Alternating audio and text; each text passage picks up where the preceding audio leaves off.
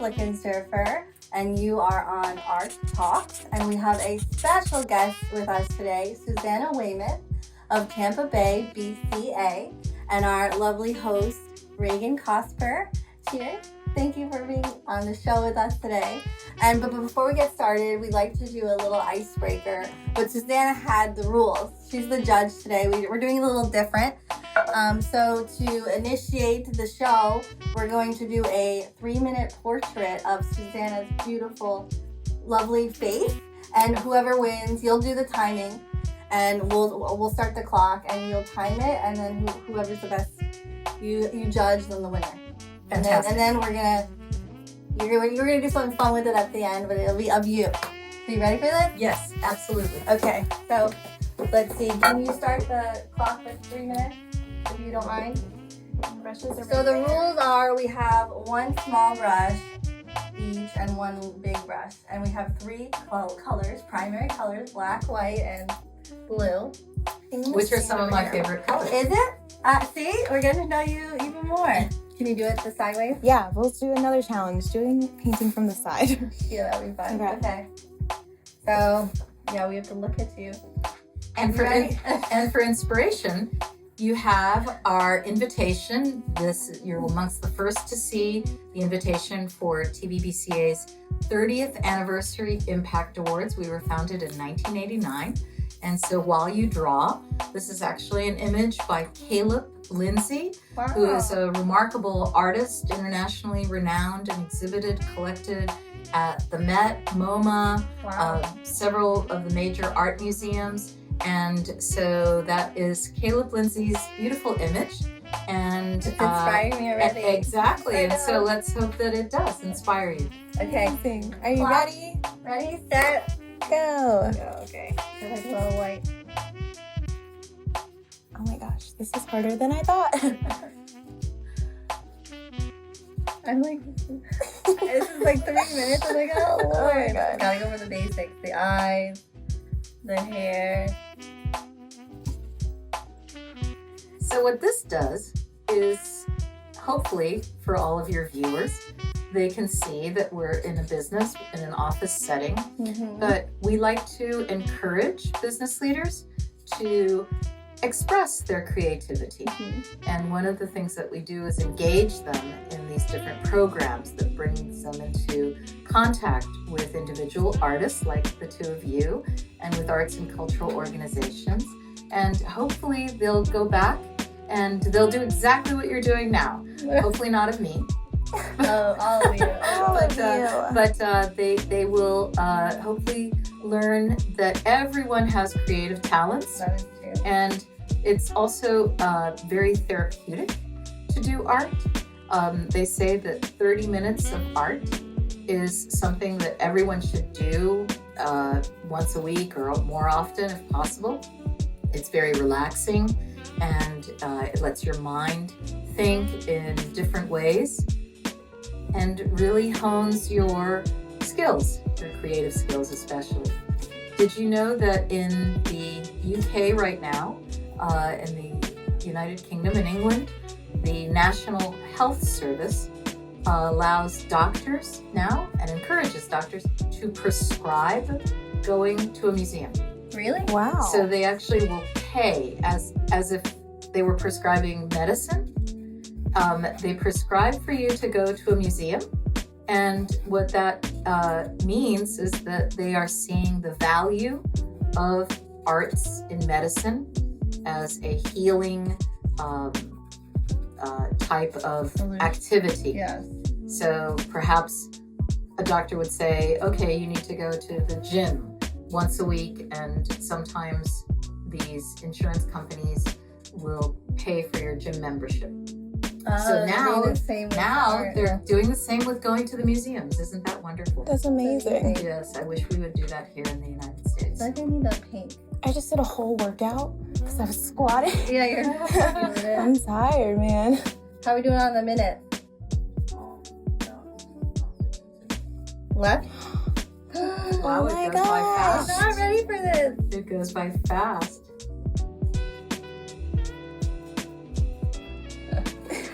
This does not look like you, but I tried. Time? Okay. Okay. Ah! So you can let us know. You Very difficult to I judge. know. Very difficult to judge. There's so much that I like about each of them. Well, I think it's a very close race.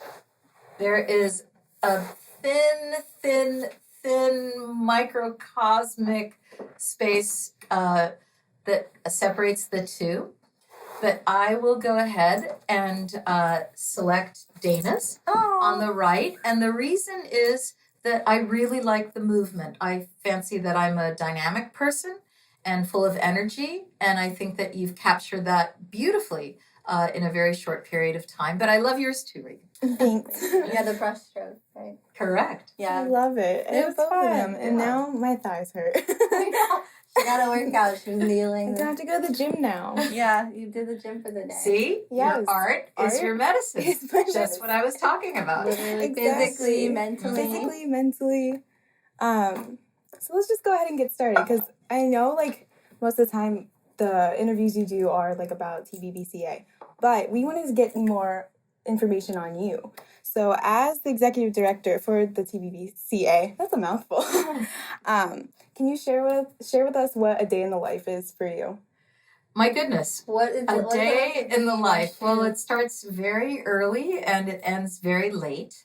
So I am the sole employee of this nonprofit organization that, again, we're in our 30th year, and this is my 5th year with the organization. And therefore, since it's just me, I do everything. So I do all of the sponsorship, seeking, and marketing. We're based 100% on voluntary donations from the private sector. We do not seek nor accept government money. We actually write letters of support for those arts and cultural organizations and occasionally individual artists who are seeking grants. So we're very proud to be one of the national business committees for the arts and part of the private sector network and national partnership movement of Americans for the Arts.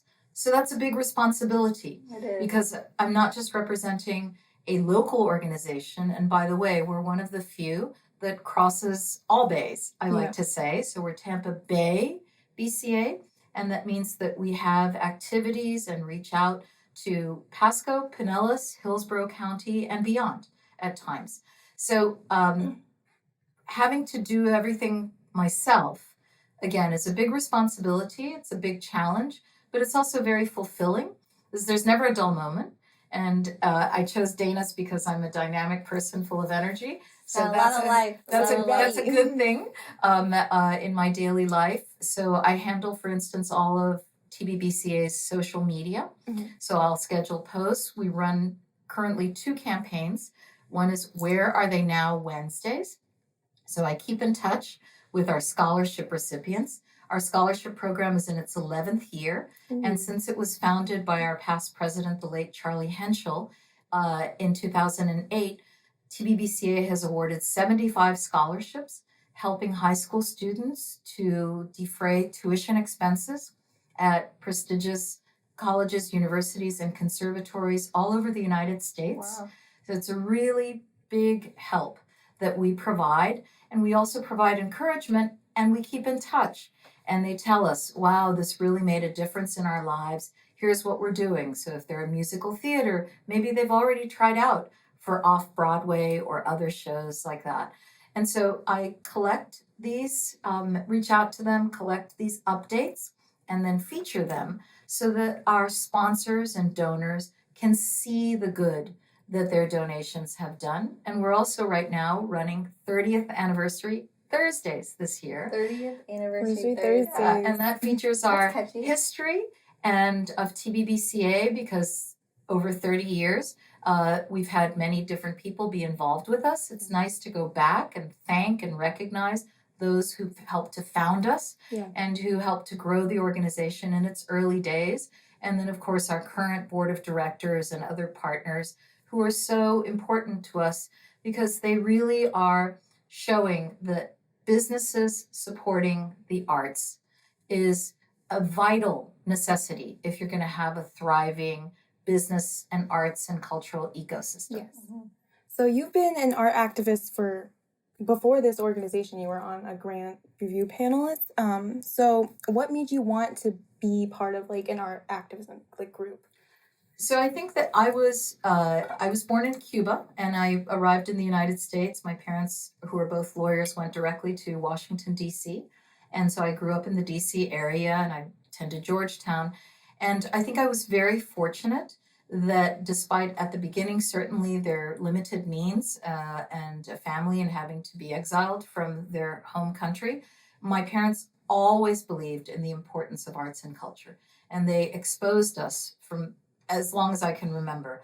Every weekend we were at a museum, and of course DC has a plethora of different museums, and if it wasn't a museum, it was usually a Revolutionary or Civil War battlefield. But fortunately, I was very fond of the museums, like history and art. particularly the art museums, and we spent a lot of time at the National Gallery and other of the Smithsonian museums. And I always liked to go to the room that had the Hope Diamond. Yes. But speaking of the National Gallery, never once did I imagine that my favorite building in all of Washington, D.C., which is the East Wing, that I would marry or have anything to do with one of the architects that worked for IMP. That's cool. And so my husband, Jan Weymouth, was one of the chief of designs for IMP very early in his career for the East Wing.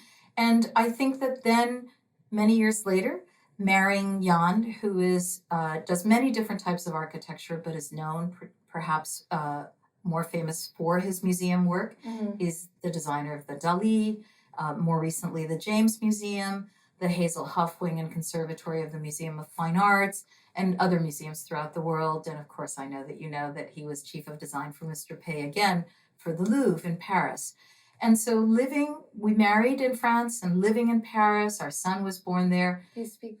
I speak French, yes, street French. I think once you speak one Romance language, I'm bilingual in Spanish. You can move around. Yes, it's much That's easier. Beautiful. Jan is half French, and so it was very natural for us to be there. And we were fortunate that we literally lived steps from his office, which was in the Louvre itself. Oh my gosh. And so, for how many years? So we were there for about 7. Jan was there for longer. What an experience. And one of the things that was very special, I think, was that our son was maybe a week old, and I would take him every day to see his father in the middle of the day, and then we would spend time in the Louvre.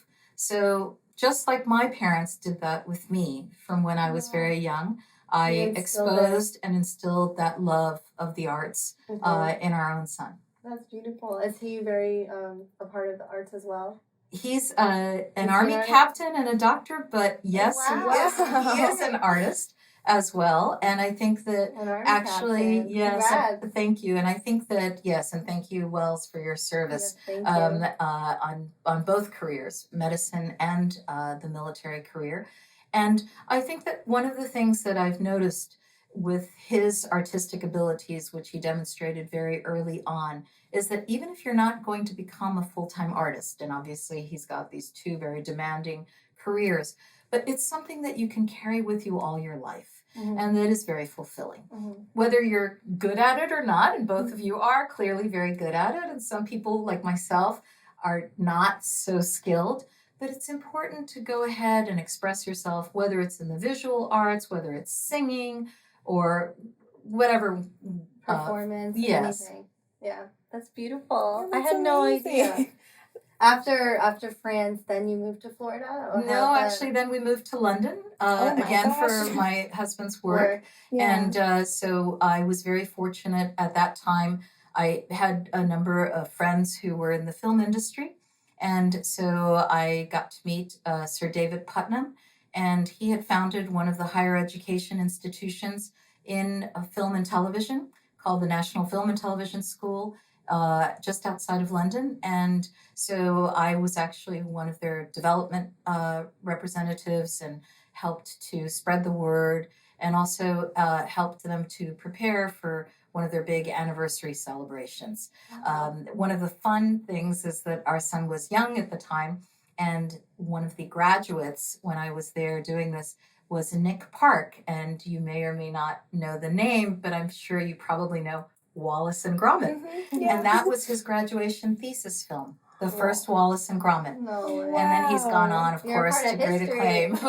Well, He is. that's right. But we were fortunate to, our son walked away with little Aw. figurines that Nick, it's a claymation, Yes. stop That's amazing. motion. Yeah. Yes. So, I think that I've always been drawn to the arts, but also to try to help raise awareness and visibility. When we then did move to the States, we moved to Miami, and I was the development director for the National Film, the Miami International Film Festival Oh, okay. and the Film Society. And so it just seemed logical that eventually I would find my way back to something that had to do, again, with raising awareness for arts and culture and their importance. Right. So why did you choose Tampa, of all places? So now the Tampa International Airport is going to love me for saying this, but I'm probably their poster girl, because literally my husband could have chosen almost anywhere to have us live and him work. And he was working for a national architectural firm at the time, international actually. And we chose Tampa because of the airport. Really? It's the Awesome. best It is the airport. best It is the airport. best airport in the world. Well done. And I Yeah. commend them, the number of flights, the ease, and just no clusters. and always out. improving as they Yes, continue gorgeous. to do. And did you know that the airport has an art gallery? Yes, and they have an art call right now. And they have a public art call. This is the second one that they've done. The first one, I'm excited. you can see about the that. public art and some fantastic artists that are represented, not just local artists, but national artists.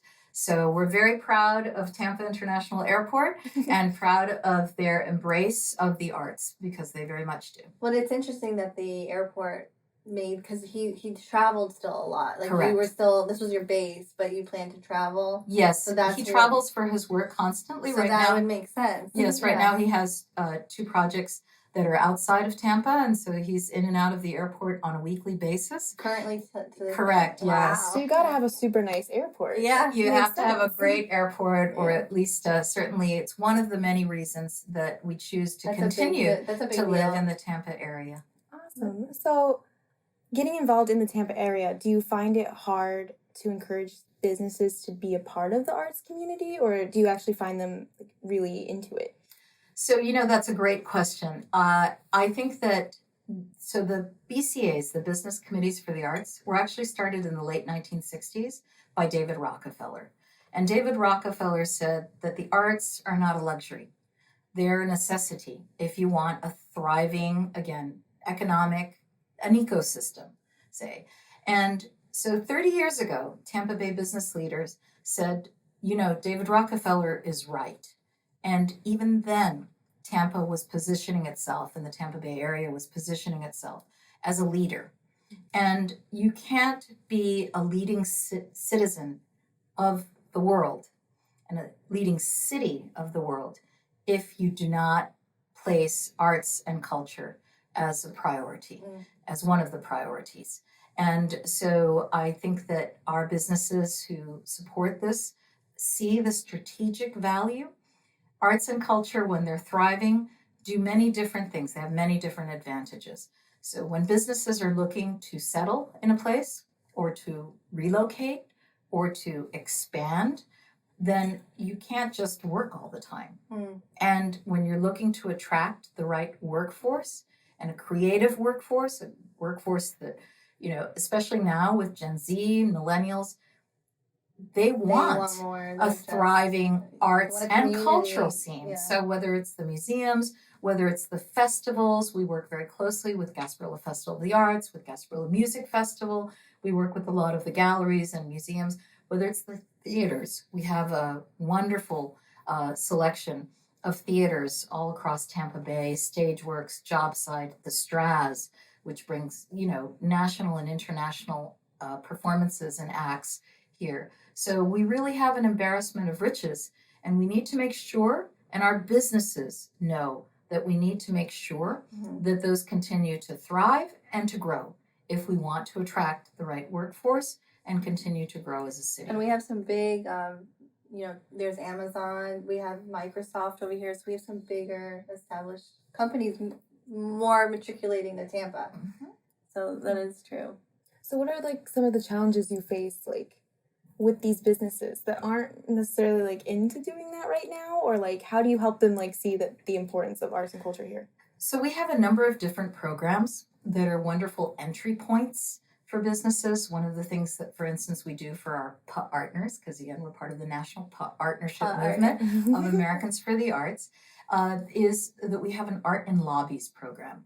And for our partners, what we do is that if you'd like us to introduce you to a range of different artists, because perhaps your walls are bare or they're not exactly stimulating, then it's very important how we surround ourselves. You can see that there's art all around us here at TBBCA's donated office. Thank you very much to the Wilson Company and Mrs. Wilson, who generously donates our offices to our nonprofit.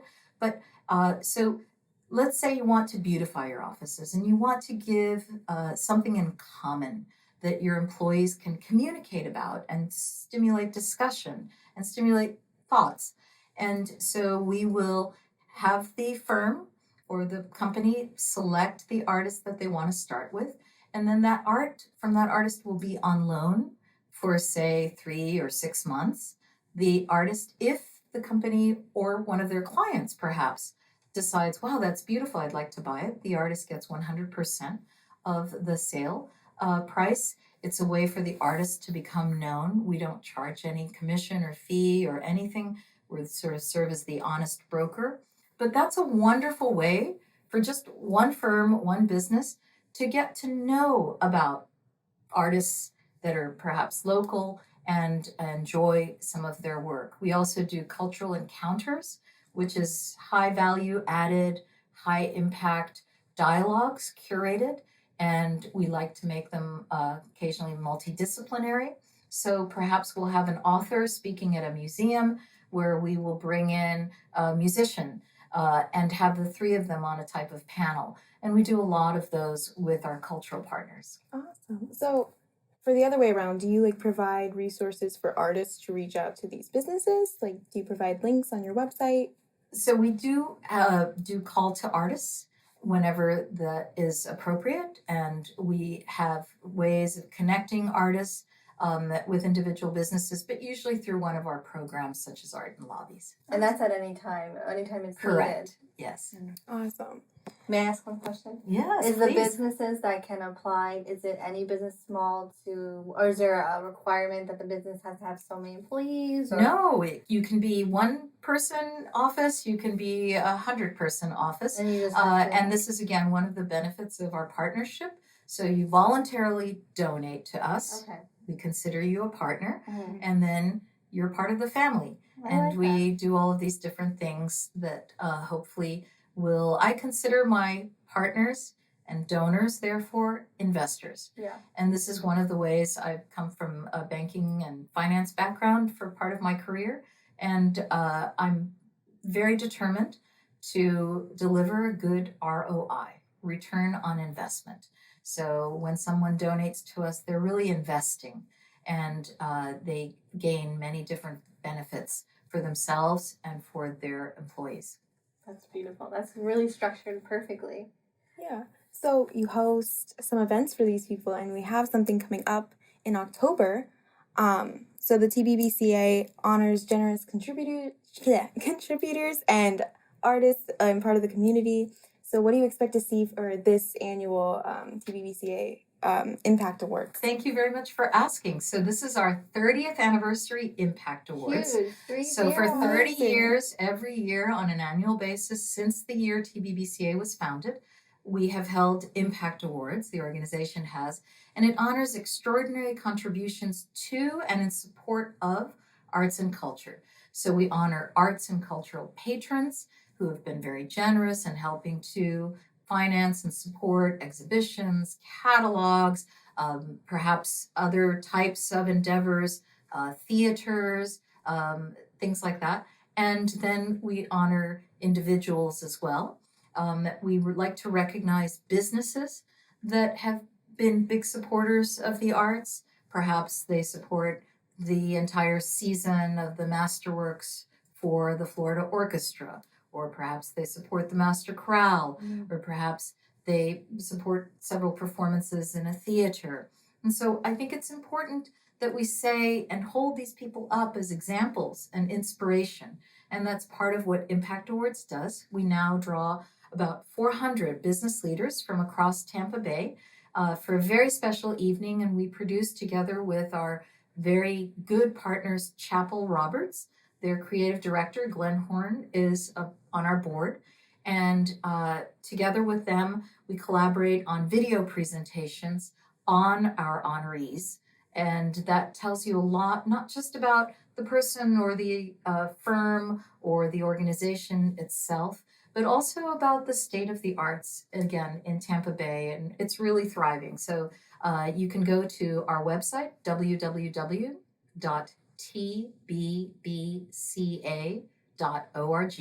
So www.tbbca.org. And if you go to Programs and Events and Impact Awards, you can see 2016, 17, 18's videos. And then after October 10th, you'll be able to see this year's as well. So I'm assuming you get lots of nominees and people to look through. So how do you go about choosing individual honorees? Yes, we have a waiting list of nominees. Yes, That's everyone. amazing. So what's wonderful is it shows you how generous and how important the contributions are in our society, in our community. And so I'm sure that we will be honoring, hopefully for a very, very long time to come, individuals and businesses. But we do have a nominating committee that reviews the nominations, and our board weighs in as well. Awesome. Is it a 6-month process or a year?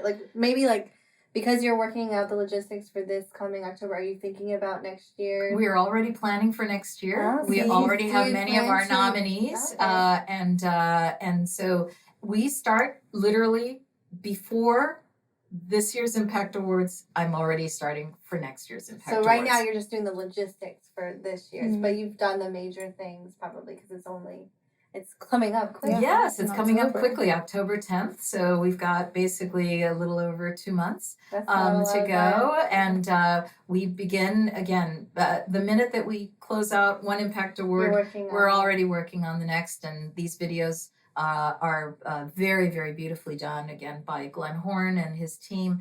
And so in Chapel Roberts. And so we begin collecting testimonials, and I begin doing the research for the narrative. You write the narrative. Very early on, yes. And you do the interview. Correct, It's an amazing opportunity to be with the honoree in an intimate setting like that. Yes, and so I should tell you that this year, I mentioned that Caleb Lindsay was your inspiration. So Caleb Lindsay is a double graduate of USF. He is undergraduate BFA and graduate Masters in Fine Arts. Wow. He also received a scholarship to study at USF's Study Abroad program in Paris. Oh, wow. And Incredible. he was also part of the Skowhegan School of Art and Sculpture up in Maine, very prestigious program. He's won so many different art prizes. He's been recognized all over the world. He's won the Guggenheim, the Jerome Prize, the Creative Capital Prize, Oprah's Harpo Foundation Prize, just the list goes on and on. Right now, he is on the George Kaiser Tulsa Artist Fellowship Residency, and he will also be spending some time with the Camargo Residency in the south of France. Wow. And so Caleb had a very challenging childhood, and without going into too much detail, and you'll be able to see on the video, he himself you'll see him tell his story, but he overcame those challenges and really has created something. We're awarding him with the Innovation in the Arts Impact Awards. And he's created something totally unique. He's a multidisciplinary artist. So he's performance, video, visual painting, collage, photography. I mean, he does it all.